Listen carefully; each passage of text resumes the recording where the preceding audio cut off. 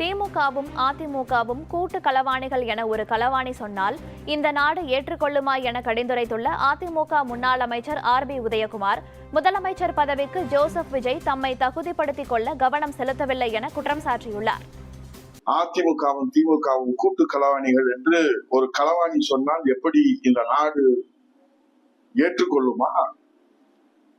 இதை சொல்வதற்கு மாண்புமிகு முதல்வர் விஜய் அவர்களே, நீங்கள் என்ன இந்த நாட்டுக்கு தியாகம் செய்தீர்கள்? சமூக நீதிக்காக போராடினீர்களா? பெண் உரிமைக்காக தன்னுடைய இளமை பருவத்தை நீங்கள் தியாகம் செய்தீர்களா?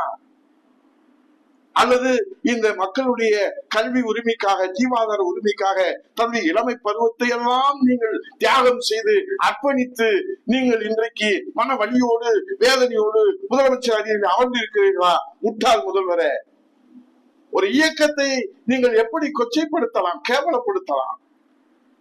ஜென்சி தலைமுறை இன்றைக்கு உங்களை ஆதரிக்கிறார்கள் என்கிற காரணத்தினாலே அந்த ஜென்சி தலைமுறைகளினுடைய உணர்ச்சியை, உணர்வுகளை தூண்டி விடுகின்ற வகையிலே, அவர்களை தவறாக வழிநடத்துகின்ற வகையிலே, அவர்களுக்கு தவறான வரலாற்றை போதிக்கின்ற வகையிலே வரலாறை திருத்தி கூறலாமா?